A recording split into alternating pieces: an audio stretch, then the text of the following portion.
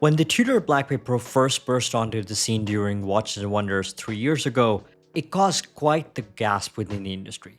It was an enthusiast's Black Bay wishlist made true. A smaller case, neo vintage styling, and best of all, a practical GMT functionality.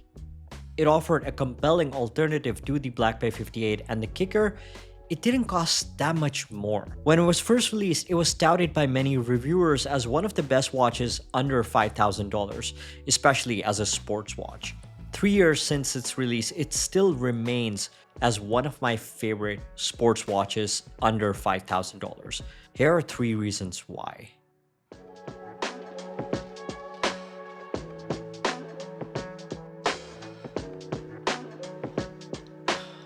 If you're looking for your next watch, check out Swiss Connection Watches for new or pre-owned watches with new arrivals every week. Thanks. First, there's the heritage of Tudor and the design of the Black Bay Pro. In recent years, Tudor has had quite the shift in their brand perception.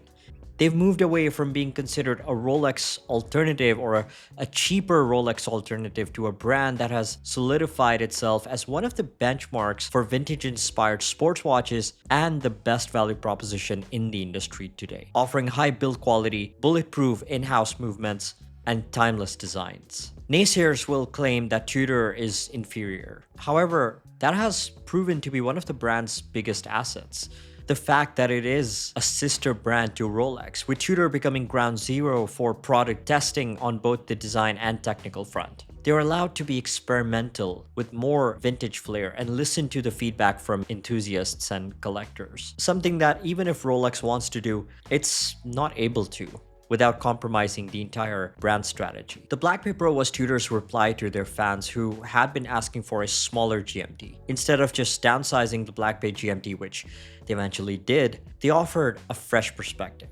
There's no denying that the Pro has the sense of quiet deja vu, the feeling that you've seen this design before. It bears a strong resemblance to the Explorer 2 1655 with a fixed 24-hour bezel and a distinct GMT hand. Instead of just rehashing the design, Tudor evolved the design without compromising on the utilitarian and tool-focused aesthetics of the original. In many ways, when compared to the 1655, the Tudor feels a bit more grown up, a bit more restrained. For instance, the dial does away with the oversized bright orange GMT hand in favor of a muted yellowish hand. It's more pleasing to look at because they've simplified and adjusted the proportions of the dial with a slight smaller set of hands and a more uniform dial compared to the 1655, which seems visually busy. It looks more rugged. This black dial has the ability to fade into the background, but catch it in the right light, and it makes you take a second glance. It is what Rolex used to be, reserved, but still cool. Even the hands, which are framed in white and capped in black with that rough surface, gives it that rugged utilitarian look.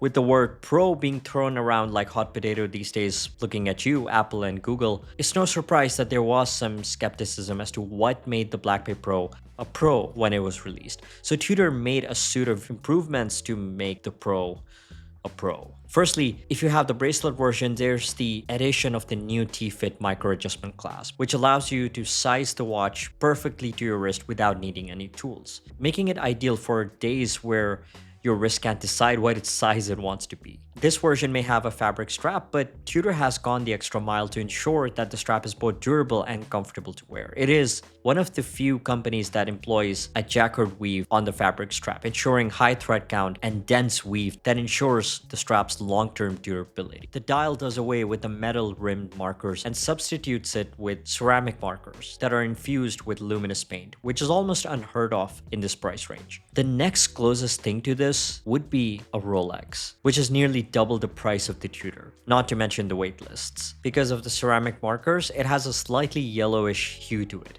The purists will cry of blasphemy because of the Fotina, but in this case, when paired with its dome sapphire crystal, it gives the Black Bay Pro its recognizable neo-vintage aesthetic. But the biggest improvement so far is the movement, the Calibre MT5652, a chronometer-certified 70-hour power reserve in-house automatic caliber. It added the GMT function to the smaller Black Bay movements. This is a flyer GMT movement, meaning that it allows you to set the hour hand independently to the GMT hand for quick time setting when you're traveling. Additionally, there's one small change that Tudor made to the Pro. For instance, the dome sapphire crystal flows into the sunburst finished 24-hour bezel to minimize edge reflection from the crystal. The crown is slightly bigger, with deeper knurling for better grip and proportional to the thicker polished case sides. Despite all the positives, there's still one small nitpick about the Black Bay Pro. And it is really nitpicking, the thickness. Despite gaining the GMT function, it also gained height, measuring 14.6 millimeters in thickness, which is about 2.7 millimeters more than the Black Bay 58. Personally, I like the watch enough that I could live with a thicker case. To me, it doesn't really hamper the wearing experience.